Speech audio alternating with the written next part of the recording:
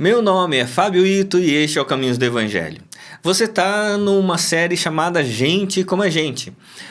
Nessa série nós estamos analisando homens e mulheres na Escritura Sagrada que têm virtudes, têm defeitos como eu e como você, por isso são gente como a gente. E eu estou pegando sempre um personagem do Antigo e outro do Novo Testamento. Nós começamos com Abraão, e depois pegamos Barnabé no Novo Testamento. Agora nós voltamos ao Antigo Testamento e um dos homens mais extraordinários na Escritura Sagrada, um homem que revela muito, pessoas como a gente, que tem qualidades, mas também tem defeitos, que é Davi. Davi, o homem que o próprio Deus chamou como o homem segundo o coração dele, um homem segundo o coração de Deus. E a gente vai perceber nesse vídeo que ser um homem ou uma mulher segundo o coração de Deus não tem a ver com fazer tudo certo, mas reconhecer o tudo de errado que faz. Davi não nasceu em uma família privilegiada financeiramente ou socialmente. Ele era um homem simples, ele era o menor da sua casa, ele cuidava de ovelhas. Numa época de guerra, onde os rapazes eram recrutados para a luta, para a guerra, ele foi rejeitado pela sua estatura. Ele era um rapaz dentro da sua casa tido como menor e não seria, humanamente dizendo, um homem em quem alguém apostasse. Não seria alguém que você diria, falou assim, esse rapaz tem tudo para dar certo, esse rapaz tem tudo para crescer na vida. Ele não era uma dessas pessoas. Ele era um homem simples, cuidando de ovelhas do seu pai. E a ponto de quando havia uma guerra, os irmãos foram para a guerra, mas ele ficou em casa cuidando das ovelhas, dos afazeres ali do sítio ou da fazenda, da família. E ele era o responsável também para levar a marmita, levar a refeição para os seus irmãos. E certa vez ele foi lá levar a refeição para os seus irmãos. Havia uma guerra entre os judeus, o povo de Israel, e os filisteus, e ele foi lá e começou a ver algo estranho naquela relação, porque havia um filisteu chamado Golias, era um gigante, e ele começou a afrontar o povo de Israel, começou a afrontar o Deus de Israel, começou a afrontar o rei de Israel, que na época era Saul. E ele olhando aquela situação e o exército de Israel com medo, porque ele era um homem muito forte, um homem muito grande, um homem gigante, diz a Bíblia, chamado Golias. E ele pergunta, vocês não vão falar nada? Vocês não vão fazer nada? Vocês vão deixar que esse incircunciso filisteu fale dessa forma contra o nosso Deus? E aí os irmãos falaram assim, a gente vai fazer o quê? Olha o tamanho daquele homem. E aí Davi, mesmo sendo o menor da sua casa, alguém em quem ninguém apostava nada, ele foi conversar com o rei Saul. Ele falou assim, não é possível que o rei também estivesse com medo. Aí ele foi conversar com o rei Saul e ele falou assim, olha, se não tem ninguém com coragem de lutar contra esse incircunciso, eu vou lutar contra ele. E aí, então, o rei Saul ele falou assim, então tá bom, você vai, mas veste pelo menos uma armadura para você não apanhar muito feio. E quando ele coloca a armadura do rei Saul, a armadura era tão pesada que ele não tinha condição nem de andar. Então ele falou assim, não, deixa, eu não quero armadura, eu vou só com as minhas armas mesmo. Que era um tipo de cilindro com 5 pedras. Quando o Golias olha para Davi, e o combate naquela época poderia ser de duas formas. O combate coletivo, de um exército lutando contra outro, ou uma luta individual. Pegava alguém de um exército e pegava alguém do outro, fazia um UFC, né? uma luta, e quem ganhasse aquela luta ganhava a guerra, porque representava a nação. E foi isso que aconteceu. Então, quando eles falam assim, olha, quem vai lutar do lado dos filisteus é Golias, mais de 3 metros, experiência em guerra, um homem forte, violento, e é esse que vai representar os filisteus. Do outro lado, Davi, um homem pequeno, em que ninguém apostava nada, e quando o Golias olha para Davi, ele fala assim, mas que é isso? Vocês estão me achando um cachorro para vir aí com pedra pro meu lado? E começou a falar um monte de coisa. E aí vem uma resposta de Davi extraordinária. No primeiro livro de Samuel, capítulo 17, verso 45, Davi vira para o filisteu Golias e diz assim: você vem contra mim com espada, com lança e com escudo. Eu, porém, vou contra você em nome do Senhor dos Exércitos, o Deus dos Exércitos de Israel, a quem você afrontou. Hoje mesmo entregará você nas minhas mãos. Olha que coisa extraordinária. E aí você deve saber a história, né? Davi, ele pega uma pedra com o seu estilingue, lança e a pedra crava na testa de Golias e o Golias cai estirado no chão, morto por Davi, né? Deus o ajudou e Davi vai contra o Golias em nome do Senhor e o nome do Senhor prevalece. E aí acontece que tem uma figura muito importante aqui entre o rei segundo o coração de Deus e o rei segundo o coração humano. Porque Saul era o rei segundo o coração humano. Numa época, quando não tinha rei, o povo falou assim, olha, nós precisamos de um rei. Quem será o nosso rei? E aí eles olham assim e veem que Saul, ele sobressaía do ombro para cima. Ele era um homem grande, forte. E daí eles falam assim, não, então Saul vai ser o nosso rei. Mas nesse evento de Golias, o rei, segundo o coração humano, se acovarda. Ele não vai para a luta. Ele não enfrenta o Golias. Ele não defende o nome de Deus. Enquanto o homem segundo o coração de Deus, mesmo sendo frágil fisicamente, aparentemente frágil fisicamente, ele era forte no Senhor. E é essa força espiritual que faz com que o homem segundo o coração de Deus prevalecesse contra o rei humano, Saul, e prevalecesse contra Golias, o inimigo. Então é importante essa questão, porque quando depois tem toda a história de Davi, depois Davi vai se tornar rei da nação de Israel, e um rei extraordinário, um rei que fazia grandes coisas. O problema na história de Davi não era quando ele era rejeitado, quando ninguém acreditava nele. O problema começa na história de Davi quando ele se torna rei, quando ele se torna a pessoa mais importante da nação, quando ele se torna um dos homens mais influentes do mundo. E aí acontece o fato de quando Davi começa a errar.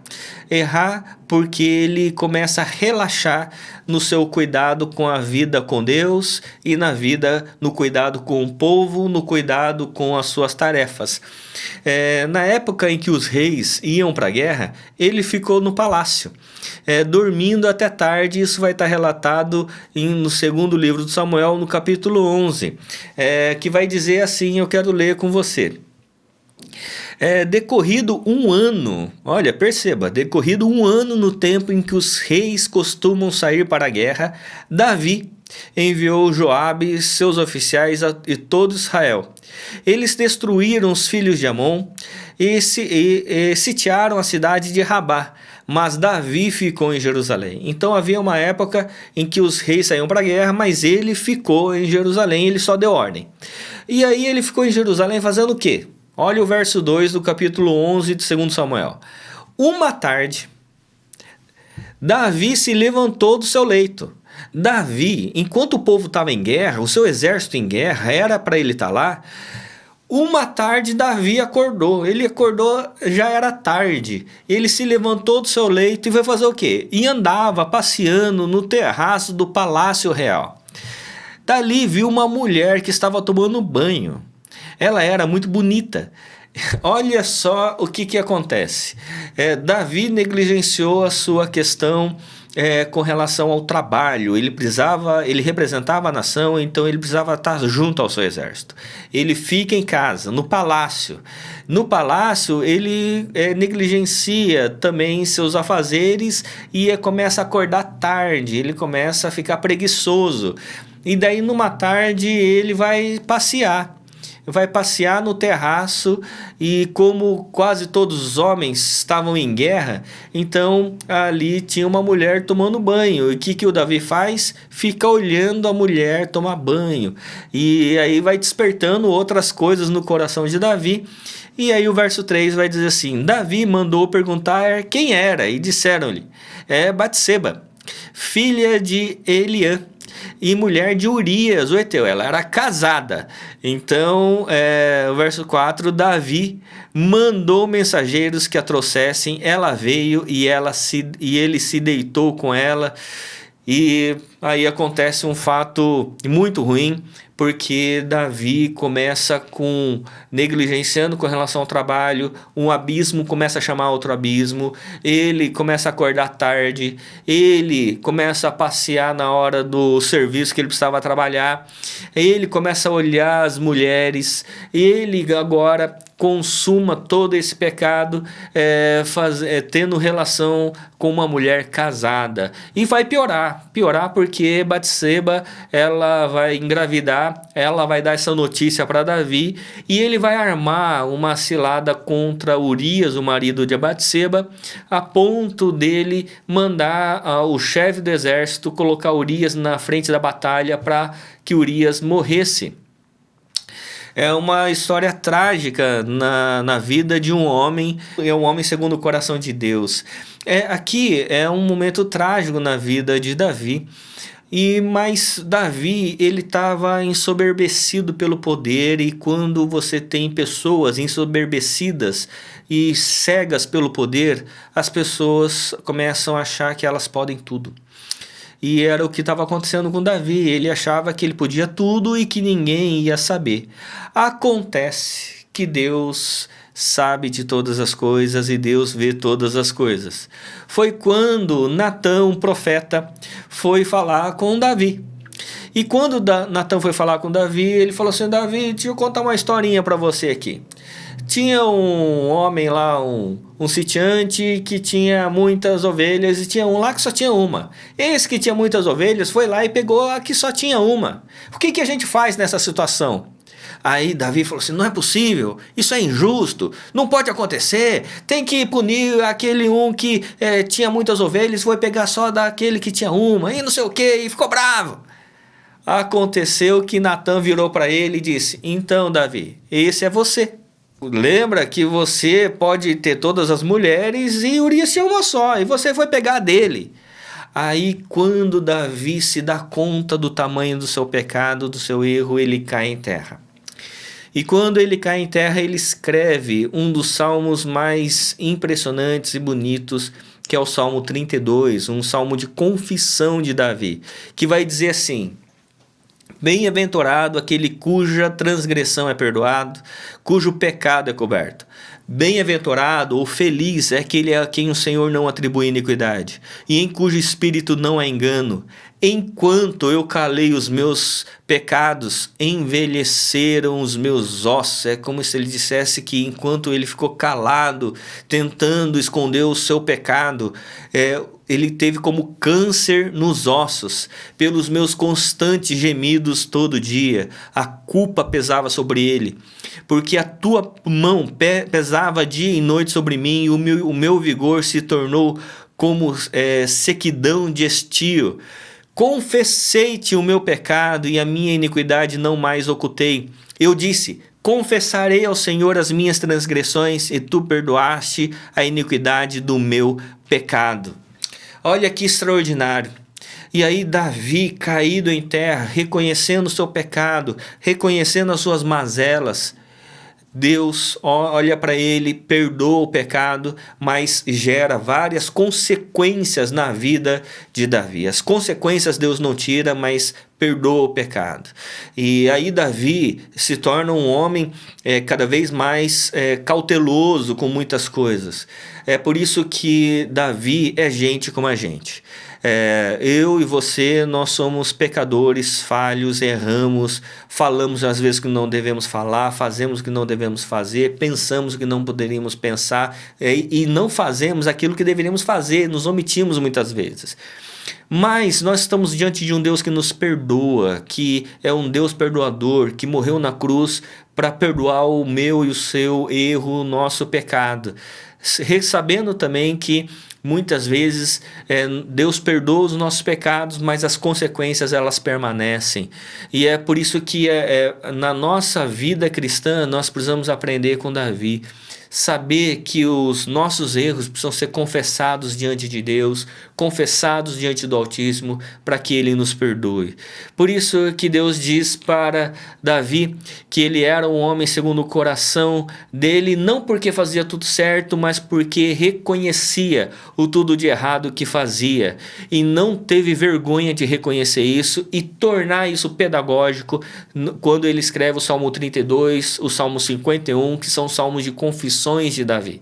Ele reconhece isso e torna público.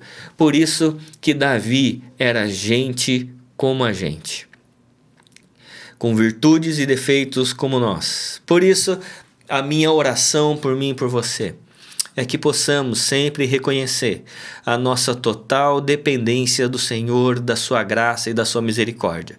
Que possamos sempre orar em confissão de pecado real e verdadeiro, reconhecendo diante de Deus as nossas mazelas e reconhecendo diante de Deus a sua misericórdia. Que as misericórdias do Senhor são a causa de nós não sermos consumidos. E assim que Deus o abençoe em nome de Jesus. Amém.